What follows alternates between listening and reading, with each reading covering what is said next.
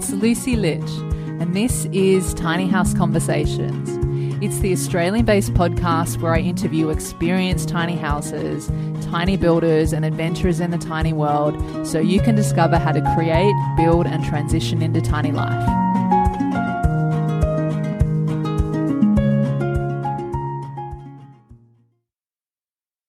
Before we get into the show, I want to let you know about something I feel will be a game changer for aspiring tiny houses and the tiny community as a whole. It's a 3D tiny house designer that my friends at Tiny Easy have recently released. And since you're listening to this podcast to learn more about tiny living, you've probably been envisioning and dreaming about what your own tiny house could look like. Well, Tiny Easy's 3D Tiny House Designer is the first online design tool that lets you design your tiny house without needing any technical or design knowledge. I know for someone like me whose creative strengths are definitely not in design, that this is a time and frustration saver. I love that in the designer, I can just drag and drop building blocks to design my tiny house in minutes and then share the design with my friends and tiny house builders. How cool is that? But what's the alternative? Well, I'd literally be sitting here for weeks or maybe even months trying to learn a difficult professional drafting program, or I'd have to hire an expensive architect. All the technical stuff kind of hurts my brain. Can you relate? And I'd rather the money go towards some must-have features in my tiny house. The best thing about the designer is that you can try it out for free and start mocking up your tiny house today. Just choose one of their beautiful tiny house design templates or start from scratch and let your creativity and imagination run free. Now, if you like the 3D Tiny House Designer, the Tiny Easy team are giving you a super generous 75% off the first month of the premium version, and that includes a ton of more awesome objects, furniture, decorations, materials, and so much more to make your tiny house super special. So just head over to tinyhouseconversations.com/tinyeasydesigner and use the code LUCY75 to get started. I'll also put a link in the show notes with all the details for you for easy access. And if you haven't heard my tiny house conversation with the Tiny Easy team, make sure you go check out episode number 22 with Till, Lauren, and Eugene. They're doing some amazing things over in New Zealand to help make your tiny house journey easier, and this 3D designer is just the start. Now, let's intro today's episode. Welcome back to another episode of Tiny House Conversations. Today I'm speaking with Grant Emans, who is the founder of Designer Eco Tiny Homes, based in Ulladulla on the South Coast of New South Wales. If you've been following along for a little while and listening to the show, you'll know that Designer Eco are building my own tiny home. And this episode has been a long time coming. I've been wanting to speak to Grant even before I started the podcast. And in this conversation, we talk about Grant's story and background in the construction industry and how he came to specialise in tiny house builds, the shifts that Grant has seen in the tiny house world from when he started building tiny homes and what's currently present in the industry today. For DIY tiny house builders, we talked about some options that Designer Eco offers, including trailers and shells to lock up. We also talked all about solar trailers and the benefits compared to putting solar panels on your tiny house roof, the tiny house models Designer Eco build and the process to work with them, and so much more. Now, you'll really get to feel and hear Grant's passion for tiny homes in this episode, and you'll also get a deeper understanding and insight into the mission behind Designer Eco. It's not just about building houses for people. It's so much more than that. And I've been teasing this for a little while. Make sure you keep an eye out for upcoming episodes where I start to share more details about my own tiny house journey, including why I decided to go with Designer Eco Tiny Homes, some different stories that have happened around my tiny house parking space and how I came to figure all of that out, and plenty more. So, on to this tiny house conversation with Grant. Grant, welcome to Tiny House Conversations, and thank you so much for being here. Oh, it's a pleasure. Thank you, Lucy. Thanks for having me on board. Yeah. So, Grant, you're the owner of the tiny house building company Designer Eco Tiny Homes, based in Ulladulla on the south coast of New South Wales. And I first came across you guys, I believe it was maybe either 2019 or 2020. I feel like it's a bit of a blur at this stage, but there was a tiny homes festival in St. Ives in Sydney. And I remember that the tiny home that you had on display there was one of your 7.2 lifestyle series. And I thought it was absolutely stunning. And for me, it stood out above the rest. And fast forward to today, in August 2022, and my own tiny house is being built by you guys as we speak, which is really exciting. Yeah. But with all that being said, I know a lot of people listening would love to know more about Designer Eco Tiny Homes. But first, can you start by sharing with us just a bit about your background and how you came to specialise in tiny house builds? Oh, that's a great question. What an interesting time in history, because if you went to the St. Ives, I think that would have been maybe a week or two, was it, before everything got shut down, maybe? Yeah. I think that was the last show we've done. We haven't been to a show since because just the difficulties of that type of thing. A lot of it got cancelled and all sorts of dramas.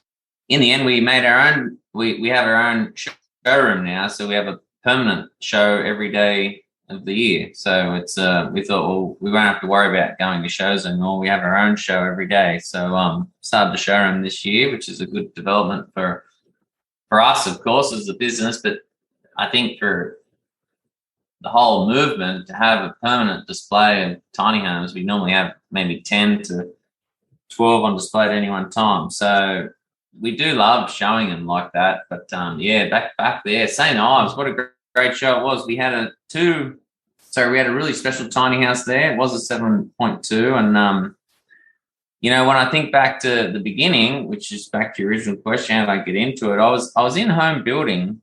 I was at university. I studied property economics. I always had an interest in it. And my brother and I started a building company together, building just regular houses. We did that. We started that in back in 2000. So it's been a while now, 22 years ago. We were always interested in new things and always looking at new ways of doing things. And it wasn't until sort of maybe 2012, something like that, 2010, 2012, when we moved into more sustainable home building. We offered packages of minimum 5-star energy rated homes. So we thought that's more the future than just standard homes that people were building. But even in that, we found just home building was lacking. Like what we were doing and what we still do in a lot of cases was just not sustainable. So we looked at different things, shipping container homes, all those sort of things. In the end, about 2015, we finished building homes, and my brother moved on to a different pursuit. But I felt that I had a lot more to give in the building industry, and I feel like a little bit, for me personally, I felt like I have a faith in God. I believe in God, and I felt that He was directing me, and something came across my desk, which spoke about these caravans. You could have a caravan in New South Wales in your house, in your backyard, without the need for any development or council approval. And I thought, well, what an interesting piece of legislation. I didn't know it existed.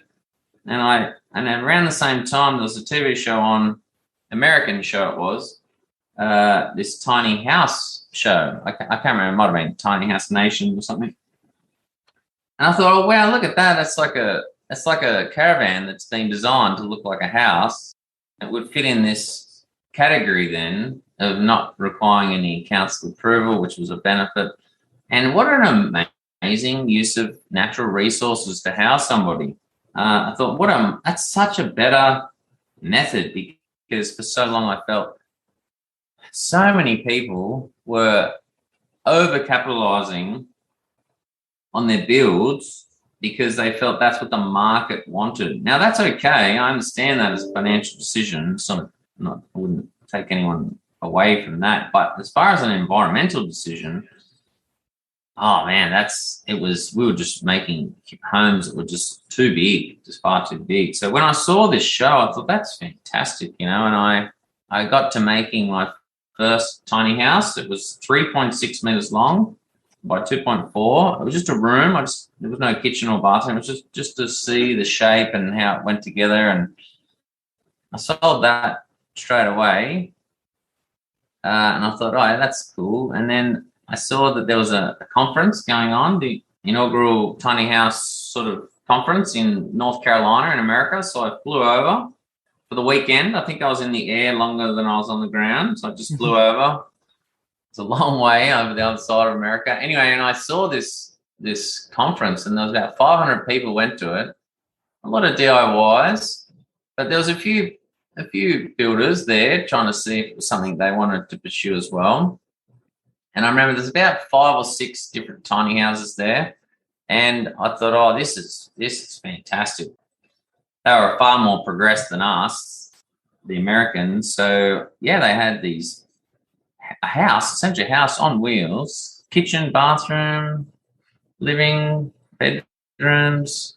And I just thought, this is fantastic. So I flew home. On the plane, I had a sketch pad and I was up the whole time, and I sketched out the first display model that I was going to build.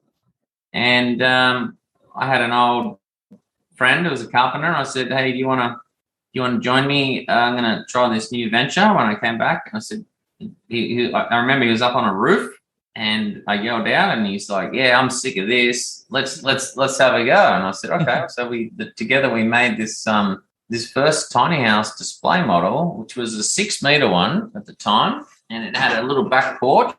And we finished it off, and we drove it off to Canberra Caravan Show. And people were lining up, looking at it. What's this? This is interesting. This is new. And then we went off. The week later, we went off to Sydney Home Show. I think 2016 by that stage. Yeah, about 2016. I started the company in July 2016. So yeah, it was probably October, November 2016. We went off to 2 shows, and we had a queue probably 100 meters long. Look out! Everyone was at the show saying, "What is this?" Just hundreds and hundreds of people went through it, and I thought, yeah, I think there's a real need. I think people are really interested in it, and from there we started getting some jobs. And today we have 2 factories, a showroom, and about 40 employees full time. So we're on track this year to make about 100 tiny houses in the calendar year. That's where it started, I guess. We just started with a little one in my backyard. I remember my wife saying, you can't build those here, it's too noisy. So off I went and got a factory in town. It was more a shed in town, and then we're in a factory now. But yeah, it's just grown. It's just grown every year. I don't know personally, I think that in the future, I don't know how long that will be either. I think that up to 15% of the population will be living in either a tiny house or tiny home, of some description. It doesn't have to be on wheels. It might have been a small one, a smaller house on the ground. But yeah, I think that the market is moving towards a significant portion, 15% will be using this type of house in the future. Yeah, so that's where we're headed. Oh, I love that. Like, so many great things that you said there, and what an interesting story. And it really has been great to see the evolution of designer eco tiny homes from, you were talking about that, you were thinking about this back in 2012, and then you didn't start your company until 2016. So you had this like 4-year period of, I guess, like you're talking about going over to the States and getting higher guidance, I guess, as well, of like, what's your path and what's next for you. And I think that's, I just love that, because I feel like it feels very organic, the way that it's happened. And, I feel like Designer Eco is maybe one of the original tiny house building companies, if I'm not mistaken, here in Australia, at least. And so you've been on the scene for a little while, and I'm curious, since you started out building tiny homes back in 2016, and then if you fast forward to today, what changes have you seen in the tiny house world when it comes to designs, builds, maybe even different trends within the space, or even other factors that have shifted over time in this space? That's a good question. It's very much, it's still an early days industry. We're still very young, I would say. I know it's, for me, it's been, this is our 6th year, or whatever it is. Yeah, 6 years, time goes fast, but it's still very, very young as far as an industry goes, but the changes I've seen have been quite dramatic. I would say the original tiny house builder in Australia would be either there was a company in Queensland, and I just can't remember their name. I'm sorry, but they stopped making them now, so I can't remember their name. But they made this absolutely beautiful, architecturally designed. There was 2 architects, and it was a beautiful build. It was very expensive though, and I think that was the issue. They missed the. It was a beautiful structure they made. I think the core need. The great thing about a tiny house is that it solves many problems in one. So I believe it's a fantastic financial solution for a lot of people, and it's also an environmentally sustainable one. So you've got both physical, environmental, and mental capacity there is addressed in the one house. So for a lot of people, the mortgage stress on a big house, you don't get that with a tiny house. So that's a huge part of their life you're not worrying about. And you're also using, again, like I said, the most appropriate use of natural resources to house somebody. So those 2 things go a long way. So, but if your price point on the house is too high, it's not really a viable thing for people. So I think that's possibly where that company may not have quite got it right. And the other company was an individual down in Melbourne. Fred, you would have probably spoken maybe with Fred. I think he possibly made the first commercial one. Mm-hmm. I know he sells them now still, trailers, and is an advocate for the industry, and it's a wonderful thing.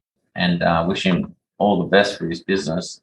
I think the difference for me was that I had such long time in the building game, building normal houses. I had the experience of being able to produce an actual structure, knowing what was good and what was strong and what was going to work, but also I had my finger on the pulse as to obviously, because my background is in economics as well. It's like the price point is critical for people. If you're just buying something that's going to stress you out even more, there's no solution there. And so I think the important thing about any solution for the environment and society, it has to meet all the categories. And I think a tiny house does that. It's an affordable structure.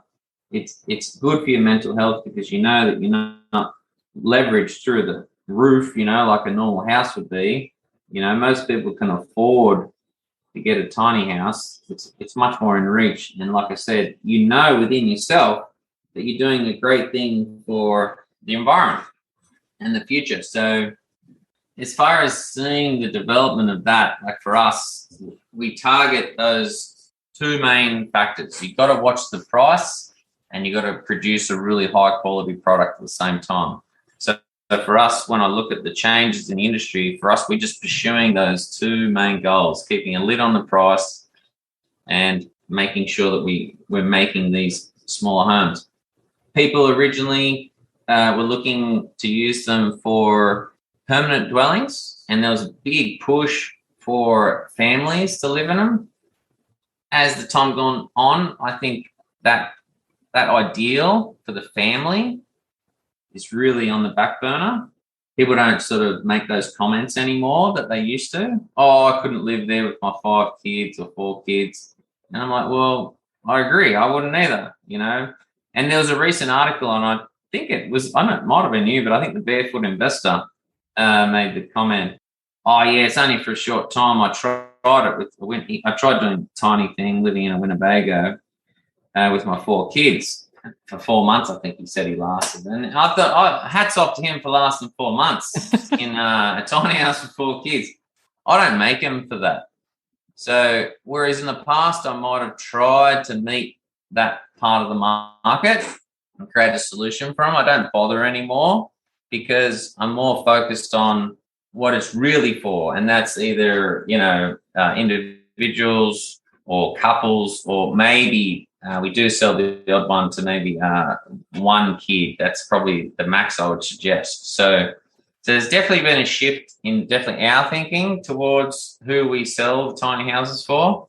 And there's also a huge increase from when I first started in holidays and the commercial side of the tiny house, creating some tiny house holiday accommodation. And I think that is a significant part of the industry that the tiny house is really useful for. So that'd be my main shift. I think that in the beginning, I thought we could create a tiny house for everybody, whereas now we don't bother. We more target practically what they're for, and that's either for like 1, 2, or 3 people, or we target holiday accommodation, because I think they're a wonderful opportunity for people to do that and to be able to get people out of the city and create a nice space for themselves to relax. And it's like glamping to the max. So yeah, I'd say they're my biggest changes that I've seen. Yeah, and I would think as well, like with the rise in the short-term rental market and Airbnbs and other holiday type places, that it is also a good opportunity if there are people that are wanting or potentially thinking about wanting to live longer term, that they can go and actually stay in a tiny home now for a weekend or a week or something, just to get a taste for it.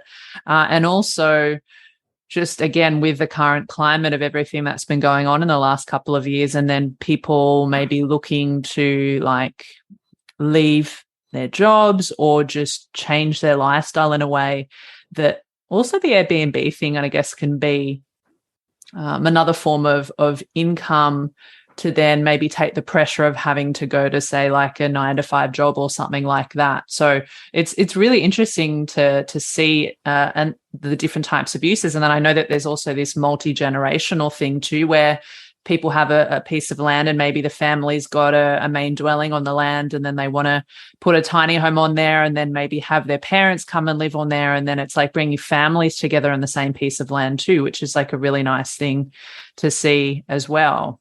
Maximizing the use of land. The tiny house can do that perfectly. You're spot on with the fact that you've got income diversification for some people, so they're getting a different source of income, so they can reduce sort of hours on what they may have previously been doing if they're that way inclined. They like to host or be that sort of person to run an Airbnb. And there's also the fact that, yeah, exactly, if you've got a family interstate, you need a place for them to stay, but there's that sense of young families not necessarily have the room in the main house, can't afford an enormous extension, and also like the separation of, say, parents or parents-in-law. Those types of things, a tiny house solves really well. They have independent living, very easily done, and even if it's just for a short time, it's transitional. You can move your transportable home. You can move it, so you can use it for a time.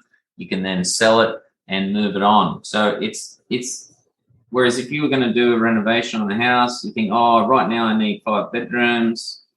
Well, you're sort of stuck with that then, whatever investment you put in, that's in the house then. So economics, people will make comment about that. Is it the best use of finances? Well, of course you have to assess it for yourself at the time. But I think the great thing about the tiny house is it gives you the variety, it gives you options. It gives you options that you possibly wouldn't have had in the past. You certainly wouldn't have had this in the past. You could have done a regular caravan, and people have done that. And if you drive past a house and you see a caravan in the backyard or even front yard, and you think, oh, that's so ugly, that's so ugly. It's like it's really, the traditional caravan is designed to travel, be aerodynamic and lightweight, and because you don't want to spend the fuel down the highway. But with the tiny house, it's everything you need as far as a caravan goes, because it's transportable, but it's designed to look like a house. So it far more fits in the environment,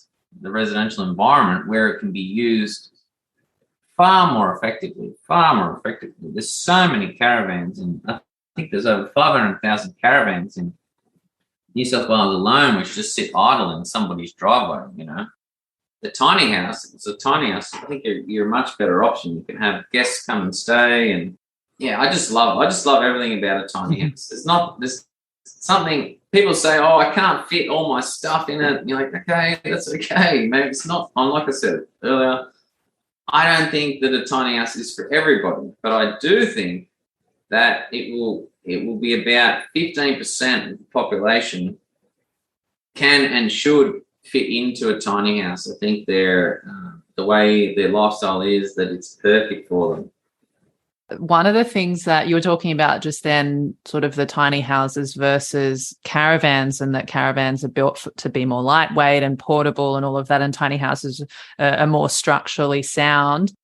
When I first came across one of your homes at the St. Ives Festival, I remember walking in there going, because I don't think I'd ever really seen a tiny house in person. I'd seen a lot of the videos online and all of that, and yours was maybe one of the first. And I walked in and I was like, wow, like you've got modern, like it's very modern, but you also had a lot of the same types of maybe appliances that you might see in a regular home, but it's just in a smaller space. And I had this feeling of, wow, I could live in here. I actually don't need as much space as I've had for, most of my life in the different places that I've lived in. And I haven't lived in huge houses. It's just been maybe a unit or a small home or something. But that's one thing that I thought stood out with your homes. And I guess a lot of people are doing it now too, but it's just like you can still have a lot of your comforts, but it's just put in a smaller space.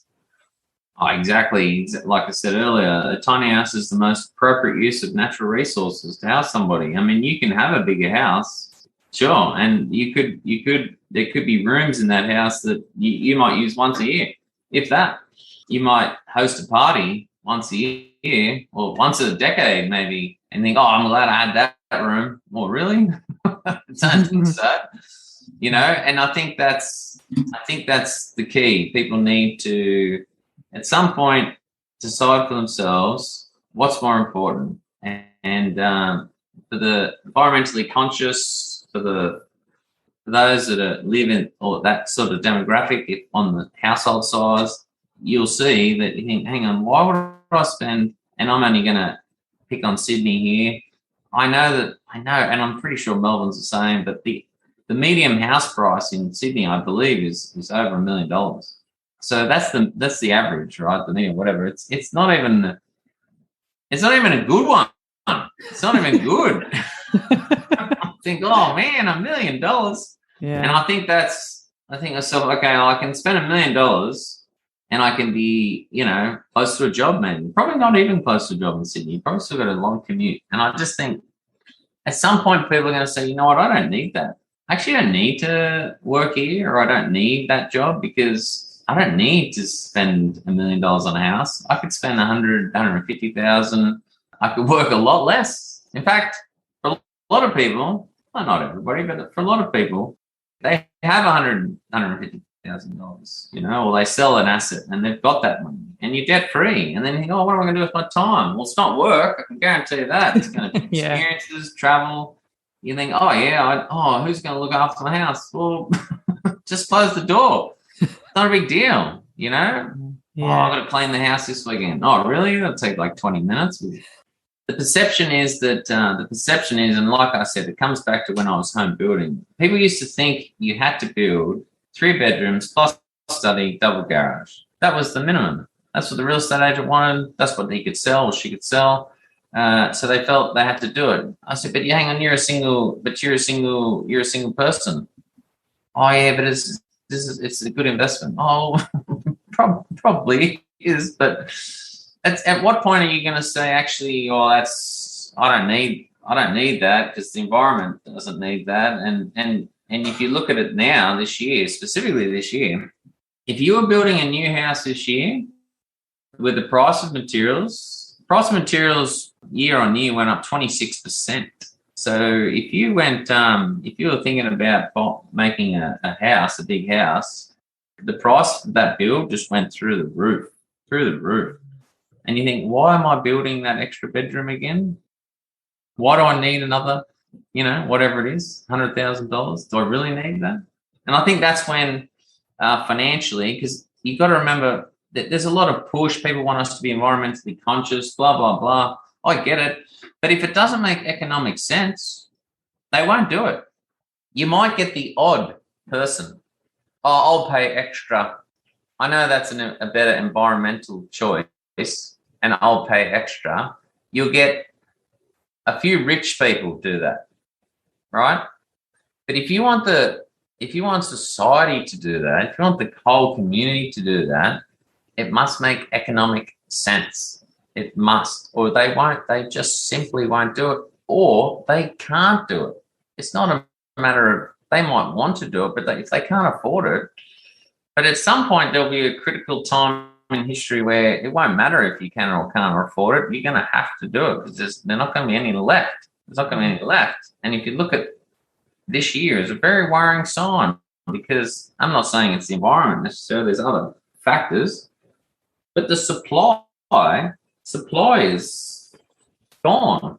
The ability to get timber, materials, all sorts of things this year has been a constant stress for building companies all over the news about the things that are happening. It's very difficult. So I strongly believe that yes, it has to be environmentally conscious, every decision you make, but it has to be financially viable as well. People just simply won't make it. And the more we can advocate for this as a viable option, and the more government gets on board and allows for this type of development to go in amongst the existing residential developments, then the more people can make this choice freely and readily, and we'll see a reduction in the demand on our environment, and we'll see positive change both in people's physical health, mentally that is, because they won't have to work so much, but also we'll see it in the environment. You'll see a big reduction in what we're doing and impact, and you'll see, and that's what we need to do for future generation. That's why I love tiny houses so much. Yeah, I couldn't agree more. And it is this real knock-on effect. And it does, as much as we don't want it to always be about finances, the reality is that may be the number one or one of the top things for most people, because we have to pay for cost of living and all of that. And, you know, we're seeing the price, the price rising in a lot of things, as well as the supply shortages. And, you know, I would love to move a little bit into what you guys do at Designer Eco Tiny Homes. And I know like a lot of people DIY build, and there's this kind of way up between doing it DIY versus using a building company like yourself. If someone is a DIY builder, but they want help with having the foundation and the exterior of their tiny home pre-built, but then they want to do the rest of the interior themselves, can you talk a bit more about the options that you guys have? You know, you have a trailer, and then there's a shelter lockup that they can have as well. So those options. Oh, we love DIYs. People want to have a go themselves. Why not? Like, it should be every human's right to make their own home. No problems, no question about it. However, it's not as easy as you. It's not as easy as you think.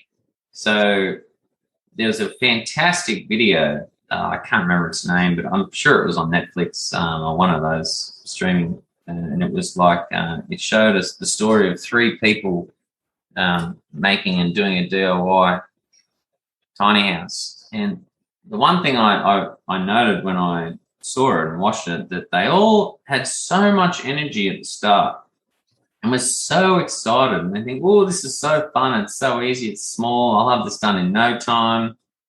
And months and months and months, and I think for some people it was even over a year later, still working on it, you know. And I think, then it becomes onerous and very difficult, especially if you're trying to live in it at the same time, dealing with weather.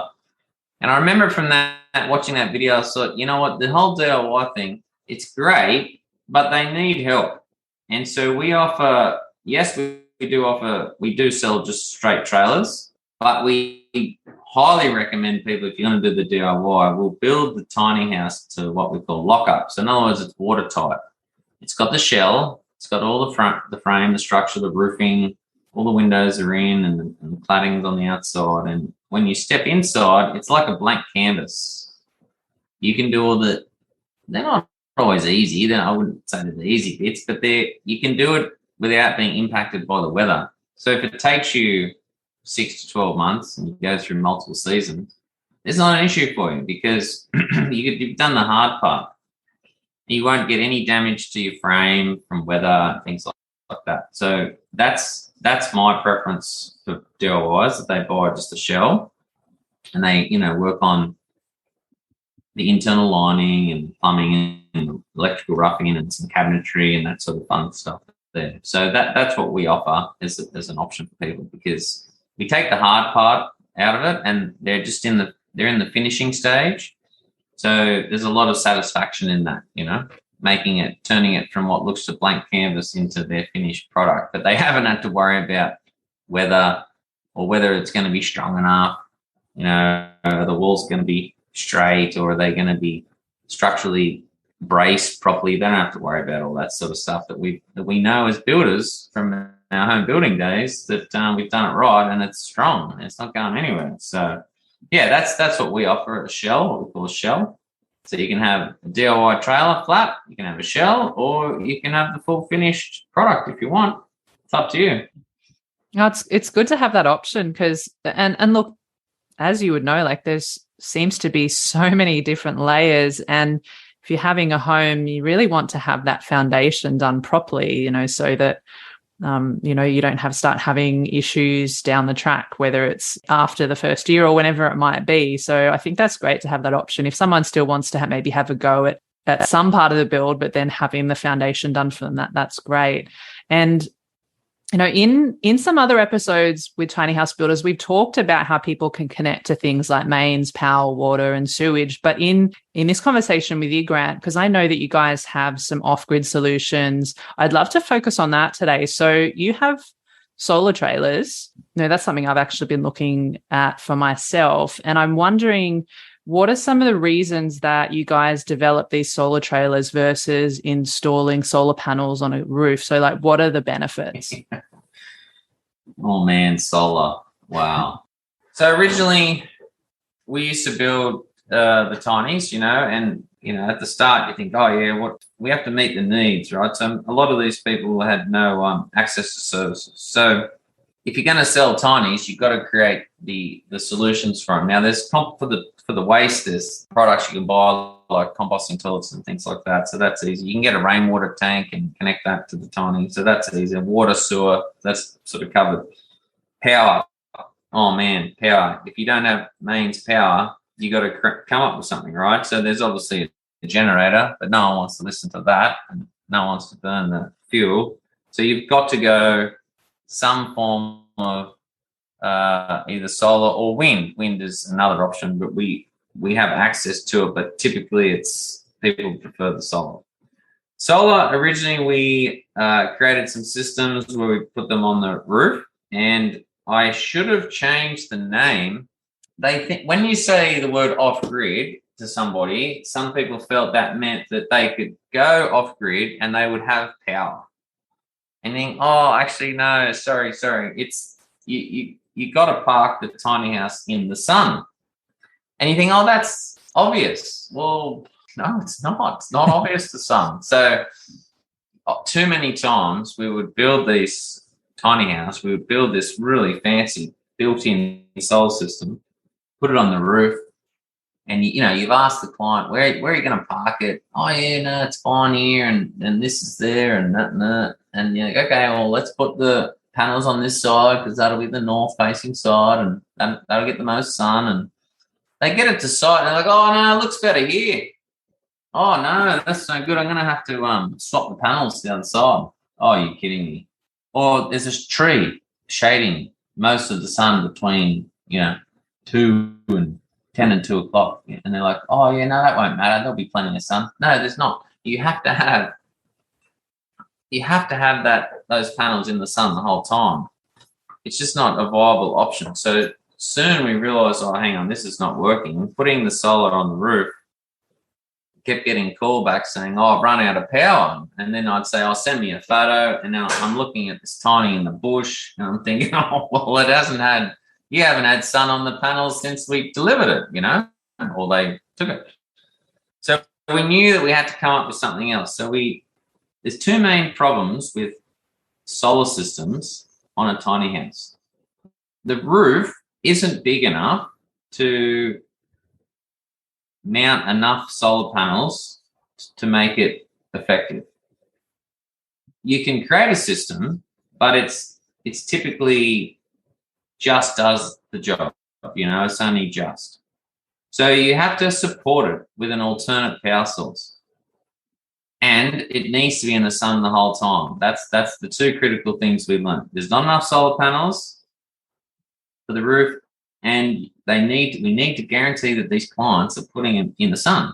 So we made the call that we would ban built-in solar systems. It just didn't work. And we developed a separate trailer that housed the solar panels, and we would run with that a backup generator, an automatic backup generator, or you can get a manual one, but most people get the automatic. So we could solve two problems. The solar trailer itself can be parked away from the tiny house. So if you want to put the tiny house in a specific orientation or view that suits a certain view that you're trying to achieve, or a shaded spot, whatever, you can do that, and then you can go put the solar trailer out in the sun, put that in the baking sun all day, and just run a power lead to the tiny house. So that solved a huge problem for us of having people wanting to have a shaded tiny house for the cool and having a built-in solar system. So that was the first thing. And the second thing is the generator. And now having the generator built into the solar trailer, essentially when the power goes down to about 20%, the generator automatically kicks in, charges it up to about 60%, which hopefully gets you through that period of whenever you get to the next sun, and then away it goes again. Two things, the generator then is away from the tiny house, so you don't have the noise as much. It's away from the tiny house. It's on the solar trailer, which is, again, away from the tiny house, trying to get the most amount of sun. The trailer's in the sun and the generator's away. And that's what supports the lack of panels. So if you could have, 10, 20 panels on the roof of this tiny house, it'd be fantastic. Have a big battery bank and away you go. But the problem is you can only really fit about 4, maybe 8 if you're lucky, depending on the shape of the roof. But if it's a pitched roof, you're only going to get 4 panels. So if you can only get 4 panels, it is enough to recharge some lithium batteries, pretty good, but it depends, again, what you're using your house for. How much power you're using, which location is it in, is it running a heater or an air conditioner, that sort of thing. Yeah, our solar trailers are essentially a portable power plant. You just got to park it and place it in the north sun. That's it, put fuel in it.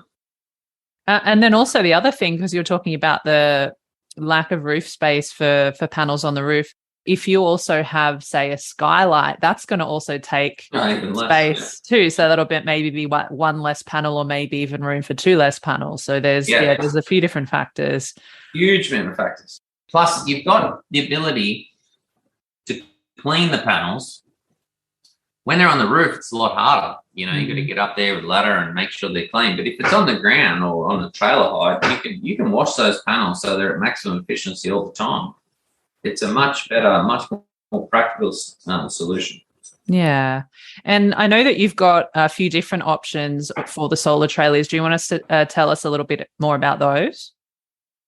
Yeah, so we have a number of different solar trailer options. Mostly we divide it into 2. You either have a manual generator backup or an automatic generator backup. With a significant amount of our clients do the Airbnb, the last thing you want to do is have to explain to each tenant, monitor the batteries, and if it gets low, pull the chain and start the manual generator.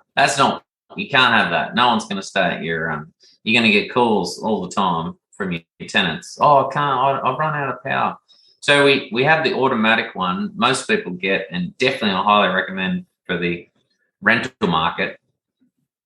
It monitors the battery in it anyway, and it'll turn itself on and off. You just got to keep fueling it and give it services. So there's 4 trailers. There's a 4-panel automatic or a 4-panel manual, or there's a 6-panel automatic and a 6-panel manual. Obviously, the more panels, the better. The less the generator will come on, and the faster the batteries will recharge. So if you're in a low light situation, you definitely want to consider the 6-panel one. If you're in a good sun position and you're going to use the tiny house maybe for like a weekender type setup, typically got enough time between tenants. The trailer will recharge itself just with the 4-panel. If you want, and you're living in it full time, 6-panel is good. It's a good choice. Just recharges faster, but it's really up to you and your budget. The 6-panel is better, but the 4-panel works just as great. You may use a little bit extra fuel than the 4-panel, but I wouldn't think much. I wouldn't think much at all.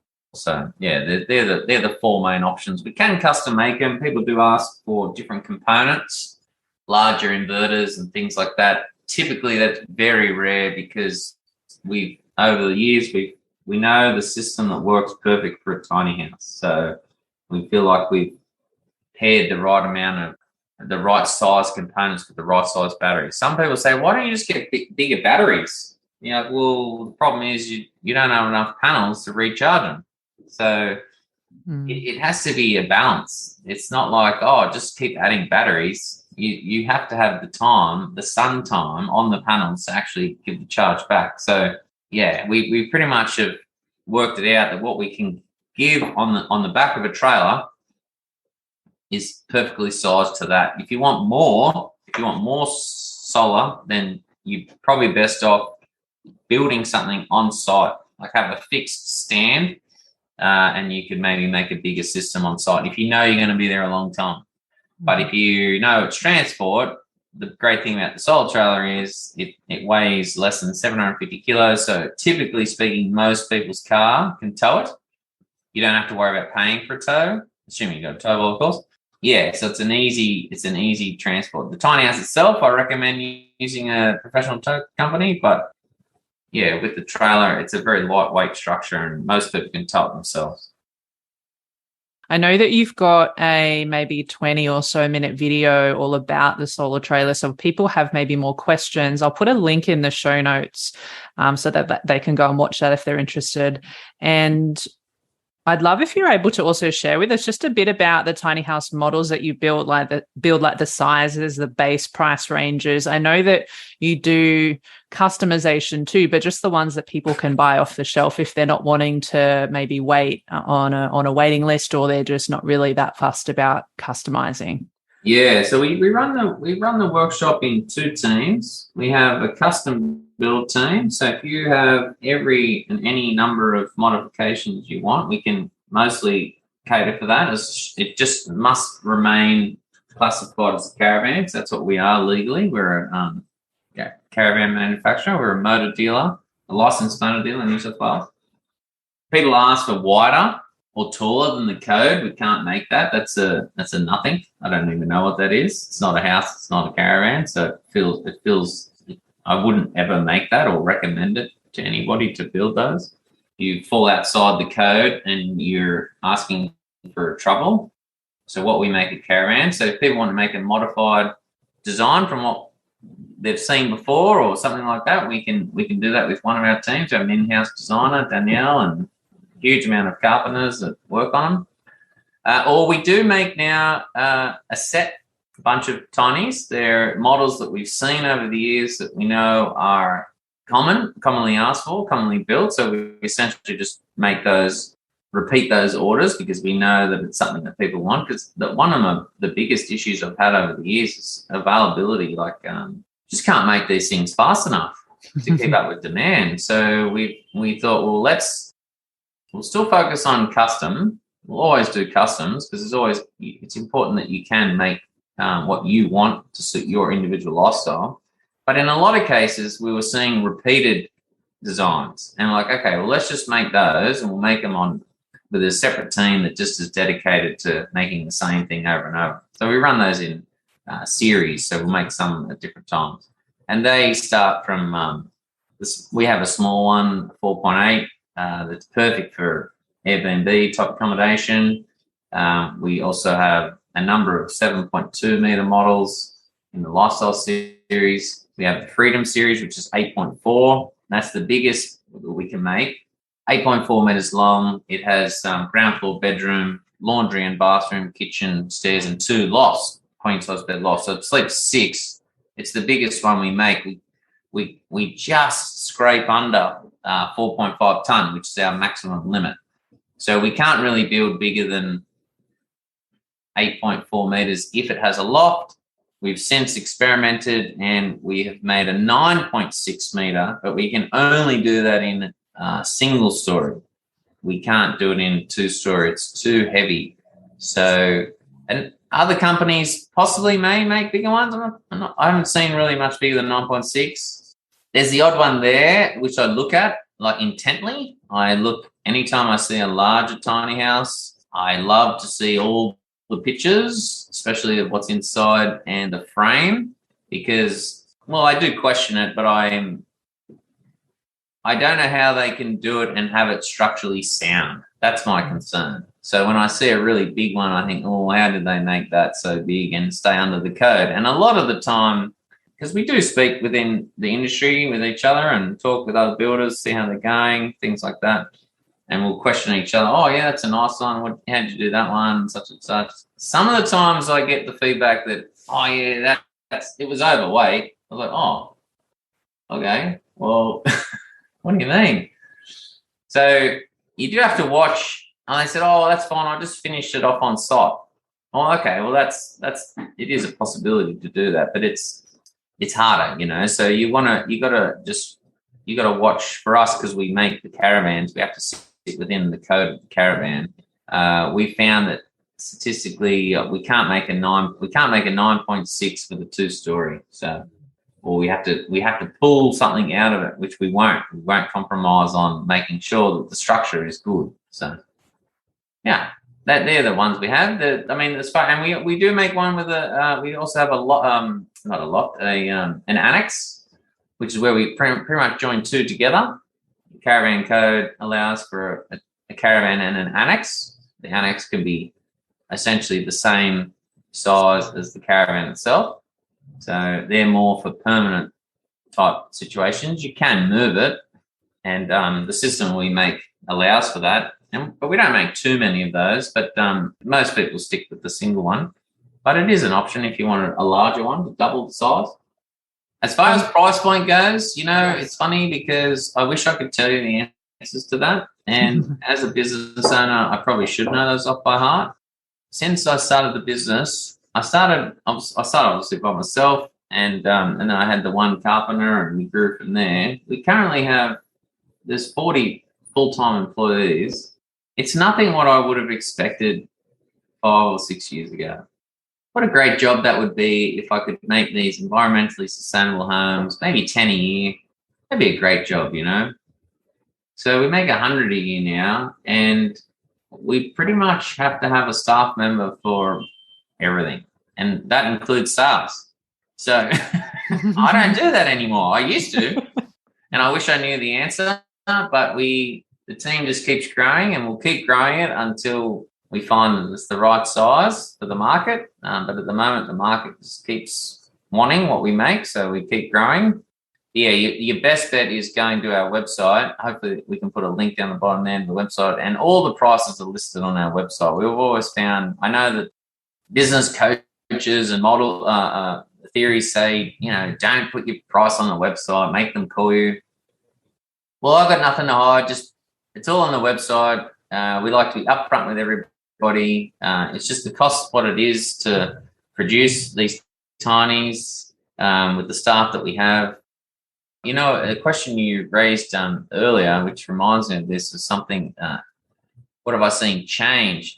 Years ago, everyone used to spruik. Oh, I could build a tiny house for $5,000, or you know this. And I'm thinking, you know, I'd watch those videos, thinking, oh, how did he do that? You know, oh, he collected all the materials for free over a period of 2 years, and he worked for free. He didn't include his own labour costs. I'm like, well, hang on, you got to include your labour costs, because if you weren't making the tiny house, you'd be off on a job making money somewhere else, you know, or doing something.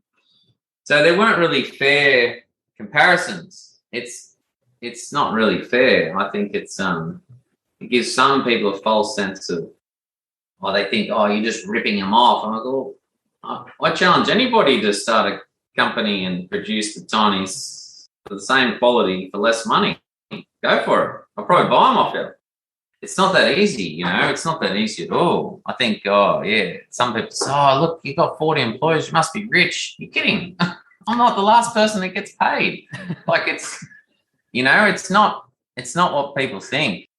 I've noticed over the years, though, that those comments are there's far less comments about those unrealistic prices of people trying to make it tiny for nothing. They realize now, actually, you know what, that's cheap.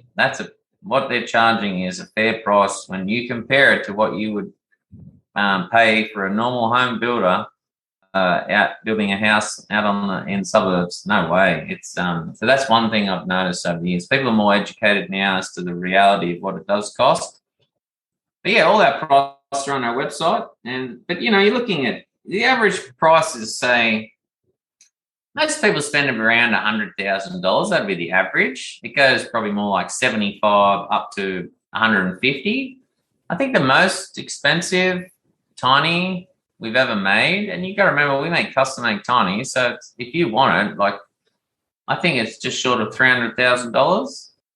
I mean, we're talking like some really amazing tiny for that, but most people spend about $100,000. That's the target, really. I'd say 100. Yeah, and now that we make the bigger ones, there's a lot more in them, so they're more like about 125 to 135. But yeah, the average custom tiny is probably well, it depends again on what size. The 4.8s I think are around the 75, and the bigger ones, the 8.4s and 9.6s, are about 135. So you'll be in that number somewhere, 75 to 135. That's what most people would spend. Yeah. Yeah. And then speaking of the finances, so do you have clients typically they're able to get financing if they need it for your builds?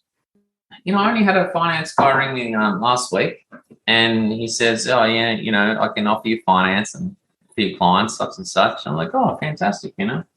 We have a current finance company that does do it, and there's certain loan conditions and things like that. So we do have a finance company. Not many people do finance. There's two reasons for that, I think, and it is an interesting statistic for me because I've often wondered why that's the case over the years. One of it is actually the banks. So the banks, it's new to them.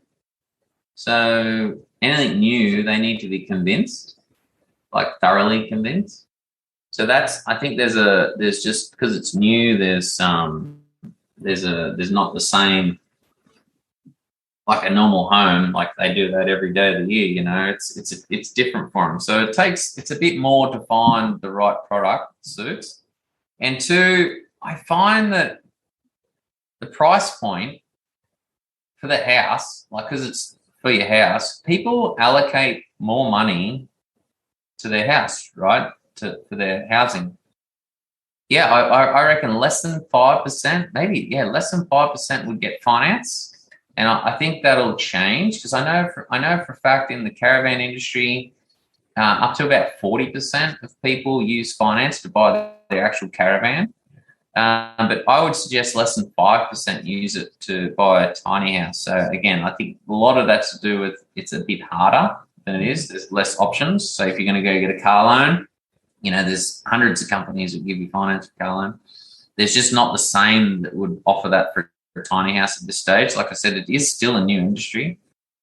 I've just found over the years, for whatever reason, for the clients that we've had, there's just not that many that use finance or only finance a small portion of it, So to top it up, they might have $100,000 themselves. They only need 25 if they've gone the bigger one, or they've got 75,000 themselves and they only get $25,000 loan, which we don't really hear about. They get it through either a line of credit or something like that. So typically the payments come direct from clients, not from banks. It's quite rare. Yeah. Yeah, that's interesting actually. And I'm wondering as well if someone is interested in one of your tiny homes, whether they want to purchase one off the shelf that's already there at the showroom or they're wanting to go through the custom tiny process. What does that look like for you? Like what can a customer expect? Yeah, so say with our, there is 2 sections, that's right. So you can either, if you go to our website, you can either select one of the ones that we have, just it's pre-done, or you can choose from one of the models and custom design it. So with the custom design team, you can either come look at what's on our website or our Facebook page, Instagram, all that sort of thing, and get inspiration from that and everything else you see out in the world. And you can book a meeting with Danielle, our in-house designer, and you can work on essentially a design together and create that. And we produce a 3D model through our software that we use. So you can essentially get a bit of a 3D of what we're making, plus a full set of drawings. And yeah, that's something that's on offer for people. Or you come to the showroom or whatever's on our website on the sale page, you just see what you like and you just, hey, so that's for me, I'm ready, and here's my money, and off we book the delivery and away you go. One section takes a lot longer than the other. The custom team needs minimum of 90 days to sort that out. That's assuming you've finished your custom design. But for some people, it takes up to 2 years to get their design done. So a lot of people do sign a base contract and get their name on our waiting list. We have a bit of waiting list for our custom design team, and you sort of go from there. So, but yeah, some people take a couple of weeks to do their custom design. Some people take a couple of months, and like I said, the longest I know of is about 2 years for the custom design. That'd be probably the most amount of time. But yeah, you just come in, you design it, you work on it, you go away from it for a couple of weeks, you think about it, you come back with some adjustments, something else you've seen on Facebook or inspiration somewhere, or your life's changed, and I need this, I bought a puppy, I need to put a dog door in, all this sort of stuff happens, and then we make it to suit. If you need something now, straight away, you got the in-laws coming and you don't want them in your house, what am I going to do with these people? Just come to the showroom. There's, I think, 3 there at the moment, and you can choose one of those, or you can get on. You can just buy one of the models that we're about to build that are coming up in the other section where you say, oh, that's good enough for me. I'll take that. That's perfect for what I need. I'm not living in it full time. It's away we go. So it depends on your personality too. Whether if you're adamant that you want a certain color, certain finish, it has to blend with an existing piece of architecture. All those sort of things matter. In orientation of a certain view, you got to have a custom one, or it happens to work out that the pre-made ones happen to work. Then that's great. But for most people who have set parameters, they get on the custom board and work with Danielle, and we create a nice custom tiny for each one. But because it is custom, it takes a bit longer. That's all. Yeah. Yeah. And what's the current lead time for custom designs at the moment? Yeah, I think at the moment, if you wanted to get one, like a custom made one, I think there's maybe one spot left this year. That's a little bit confusing. I'll have to explain that. So because it takes 3 months to accumulate all your stuff, and the build itself takes about six to 6 weeks, right? 6 to 8 weeks, depending. That's a start date of there'd be one start date, I think, left in December. So that means you wouldn't get it, though, till probably February, something like that, So if that's for a custom one. But for the other team, like I said, there's 3 tinies for sale in the showroom, and there's probably the next one available on the list that's going to be built would be ready like in November, just short of Christmas time, I guess. Yeah. So it's a couple of months, not too long. Oh, there was a time when it was about 12 months. It was over 12 months. Yeah. And that's too long. I was like, that's too long. Like, we can't have that. No one wants to do that. And I used to, my brother tows tiny houses. He tows ours and other companies. He would say, oh, just drop one off, for such and such, another company. And he said, say thanks to your brother. I was like, oh, what for? He's like, well, because he's booked out so long, people didn't want to wait, so they came to me. I was like, oh, good. But that's part of the business. We grow to suit. So, we weren't making enough, clearly, so we rented more factory space this year. So we've got, I don't know how much factory space now. I think we have almost 2,000 square meters of factory space and 40 workers. So we're sort of trying to pair that waiting time down. So it's pretty good at the moment. It's less than 6 months, which is good. And that's probably a realistic target, I think, for anything you want custom. It always takes some time. The best case scenario is 3 months. So I think somewhere between 3 and 6 months is a probably average we'll try and target. If we're going beyond that, we'll hire more people. We just work with those parameters. It's not that easy to just hire more people, though. So if you're running a business or anything, you'll know there's 2 factors. There's obviously a low unemployment rate for starters. With a team of 40, they've got to blend in. In that they have to have a great personality that meets the existing team, and they have to be good quality. So you can't just hire anybody just for the sake of it. You've got to hire the best or the best available anyway, and work with those people. So quality control is really important to us. It's not just a matter of slapping out some more tinies and just chasing money. It's far from it. The whole point of this business is to create a economically and environmentally sustainable alternative for housing to meet people's growing need. And I think that's what it will be long into the future. That's my hope anyway. Yeah, definitely. I can see that with what you're doing. And just real quick there, you mentioned your brother Mark. Do you want to give him a quick shout out, say his tiny towing business company? Yeah, so my brother Mark, he runs Tiny Towing. You can check him out on tinytowing.com.au. He does all our towing, so it is a separate business to us. He runs his own show, and he does deliver any tiny house, DIYs. He does a lot of DIY for people and other companies. He uses a Dodge Ram as his preferred method, so it's a 4x4. I do not recommend any other company. There are other ones that pick up from us. Clients can choose other companies, and there's nothing wrong with them. I'm not saying there's nothing wrong with those, but I tell you, there's some sites that we have to go to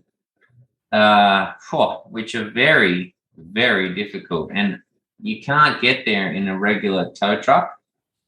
It has to be 4x4. Often it's going through a creek crossing or up the side of a ridge. Very difficult. Some very difficult locations that we go to. So just be mindful when you do choose a tow company. Make sure you understand the full extent of where you're trying to ask the tow truck driver to go. So if it's a difficult spot, I would highly recommend my brother. His vehicle is well equipped with all sorts of 4x4 off-road attachments to get him into those harder to reach spots. So he does a great job. We've never had an incident on a delivery. I thought surely by now we would have had an accident just with people with staring at it and not paying attention. But to date we haven't had an incident on a delivery, which is very good. Hopefully well into the future, let me tell you. Yeah. Yeah, and I've seen some of his videos online, some of the different conditions and the different terrain and the different, just the different situations that I've seen him get through, whether it's like a really narrow space or a really bumpy road or really steep incline. He's managed to make it through all of them, or weather conditions even. It's pretty amazing. Yeah, he's a fantastic driver. There's a certain personality type I think that could do that job, because it would be quite nerve-wracking. I mean, these tiny houses are built to the maximum capacity of 2.5 meters wide, 4.3 meters tall. So it's actually taller than most trucks, like the trucks that are going down the highway. He's actually taller than them, and you're towing it. It's a big load, and often he'll get to site. He has a special saw on a pole, because he'll prep owners and say, "Oh, have you prepared the driveways, the trees?" "Oh no, the trees are fine. They're fine." He gets there and he spends 3 hours cutting, trees down, branches down, so we don't scratch the tiny, just to make the last 100 meters. "Oh, I didn't realise it's so tall," they say at the end. Happens all the time. But he's equipped with all that now, He's gone as far north as Cairns, and he's in South Australia only a month or two ago. Tasmania, we're off to Tasmania. We're both going together. We've got a delivery together, taking 2 at the same time to Tasmania in late September. quite an interesting job taking tinies across the country. He loves it, and he would be more than willing to give you a quote. But just be mindful, if you've got a difficult site, often he's had to finish off a delivery for somebody else, like say a typical tow truck, and he has to go the last couple hundred meters. That happens. But yeah, you're better off ringing him first, I'd suggest, and just double checking where you're trying to get that tiny house to. Yeah. Another awesome thing about tiny houses, because you can move it. It's just one of the, it's just so fantastic that you can have a piece of infrastructure like that. You've got your house, you're living there, your circumstances suit that area, and then you get a new job, or for whatever reason you want to move, you can just hitch it up and move it on, and then it's just so fantastic compared to a regular house. The cost just to resell, just agent fees and all that sort of thing for the typical house compared to a tiny house. I mean, there's just so many things to love about this tiny houses. I love them. Yeah, that flexibility is really great to be portable. And so you were talking about just there, he's shipping to different states around Australia. So you ship Australia-wide, but do you also, I think you do some international ones now too, is that right? We do have a partner in the UK. So that's, if you're in the UK or Ireland, you can certainly get one of our tiny houses over there now. It's only a new initiative. The travel restrictions have made it very difficult just to establish that. We have a workshop now in England, in Northampton. Yeah, so if you're listening on that part of the world and you want one of our tiny houses, they can be made there now. But yes, it is only a new thing we're working on. We obviously we'd love to be worldwide. We have tried in America already. We've built three. We've built two. We've built two in America. We're on to our third one. Just working with the locals to establish somebody who builds it the way we want it built is a little bit more tricky than I first anticipated, I'll be honest, because we set a standard that we want here and we have to replicate that everywhere. In the UK, we had no issues with that. Very high quality tradesmen and builders have had there. In America, we haven't had the same success as yet. We're only going to produce the best if we can. So we're still working on that, let's say. But yeah, we believe it's a solution for housing in around the world. Yeah, I think more and more people are going to move on it. And again, same in Australia. I think that in time I'm confident you'll see up to about 15% of people living in this type of house. So, yeah, there's definitely more people looking towards this way of living. And as you mentioned earlier in the conversation, I think it's going to start to be a necessity for a lot of people. As we start to close out the conversation today, Grant, is there anything else you wanted to share with our listeners, or any exciting projects that you're working on that are coming up for you and Designer Eco Tiny Homes? We're always working on something new. Don't worry about that. Because it is a new industry, we're always pushing to see what the limit is. I feel like we're almost there as to what it is. So I'm working with my fabricator on just one more little project. It's not little at all. It'll be the biggest one that we make. We're just trying to determine if we can come under weight. So this one is just going to be part of our selection series, where it's a pre-made, and it's very much tailoring for the rental market for this one, but it's going to include the biggest sort of indoor-outdoor area combo that we've done before. So we're pretty excited about that, and it'll be the perfect weekender or rental Airbnb, I think. Yeah, we're very, very excited about that. But there's a bit of work to go on it with the trailer, the base trailer itself. It's we're finding a little bit trying to overcome one little barrier. I've seen it before I've seen the trailer that I want before overseas. I'm just not sure that the Australian government allows this particular one. So, we'll see. If we can make it work, we will. But we're always looking for new things. We see it every week anyway with the diversity of what the clients bring us.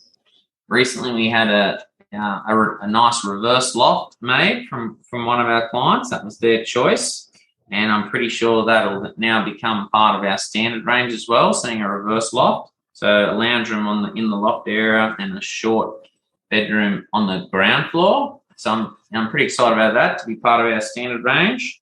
They're the two main projects. A new, pretty swish Airbnb model and that reverse loft. I'd say that's probably what's coming up in the near future. So watch this space. I did see a photo or some photos of that reverse loft, and it looked really cool. Like, what a great idea, especially if you want to have like the full size or the taller width of a lounge room on the top, and then like a kind of little cubby house of a bedroom underneath. It just depends on. It does depend on your lifestyle, what you're trying to achieve. But I think if we notice more and more people choosing it, what I found over the years is what's on display at the time, you'll see that a lot of them in the next 6 months. So because of the time delay on what you get. So I think you'll find if you were to come to our workshop as a showroom in 6 to 9 months' time, you'll probably see a number of the builds getting that reverse loft, because that's what's being shown at the moment on our Facebook, things like that. And people are now in there thinking, oh, that does work for me. It's a very cool sort of layout. I quite like it. Everyone in the workshop really loved it. So I'm pretty sure you'll see a lot more of that. And again, we have, I definitely have some with the showroom. I'm so excited about the showroom. It's a new endeavor, of course, for us. It's about 5 minutes from our workshop itself. As far as we have some we're making some models just to have on display as teasers, as sort of like inspiration for people. They're obviously for sale as well, but we're running a few different custom models ourselves just to show people what you can do. And there's definitely there's going to be a very cool model coming up, something we haven't really done before, and that should be in the showroom probably February next year. That's a long time away, but time moves pretty quick. But I'm pretty excited about that one as well. I call it the dollhouse. I'm going to call it the dollhouse. So dollhouse. I'm pretty excited about that. That is another one. We're always working on something here, I can tell you. Never stops. No, that's exciting. Yeah, I can't wait I'll have to come and check it out myself. I'm not that far away. Where is the best place that people can come and find and connect with you guys online, whether it's your website or social media? Yeah, so we're obviously active on Facebook and Instagram, Designer Eco Tiny Homes, and huge amounts of information and pictures and video links on our website, designerecotinyhomes.com.au. We have a YouTube channel as well, so you can check that out. These days, the best is once you've gone online, if you like what you see, make a trip to the showroom. It's amazing the difference between seeing one online and actually walking in one. And you made mention of it yourself when you're at the show, when you saw it at St. Ives.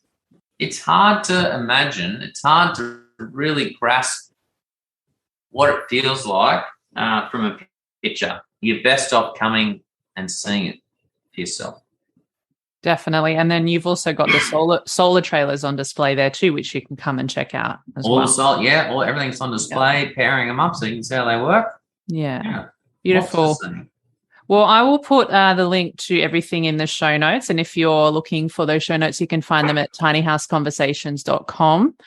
And Grant, thank you so much for being here on the show today. It's been a long time coming. I've wanted to talk to you for a while, and just really grateful to have your time and your energy today. So thank you so much. Oh, thank you so much. I'm looking forward to seeing a lot of you guys at the showroom.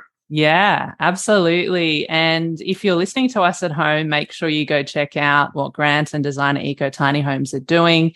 And also stay tuned for some upcoming episodes, because I'm going to be talking about my own process working with Designer Eco. You'll get to see my own tiny home unfold and the build be complete in a little while. So that's very exciting. And thank you so much for taking the time to listen to us today, to be here. Make sure you stay tuned every Thursday for new episodes of Tiny House Conversations, and I'll see you next week.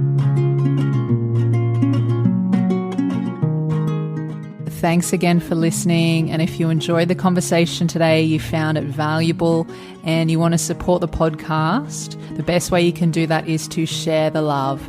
That way I can keep bringing you more tiny house conversations to help you on your own tiny journey. So here are 3 ways that you can support the podcast. Number 1, if you have a friend or family member that you feel would benefit from hearing these conversations, feel free to share it with them, email them, text them, send them a telegram, do whatever you need to do to share it with them. Number 2, if you hit the subscribe button, you'll know exactly when the next episode is live. And number 3, if you head on over to Apple Podcasts or wherever you're listening to podcasts and leave a 5-star rating and review. Thank you so much in advance. I appreciate you, and I'll see you in the next episode.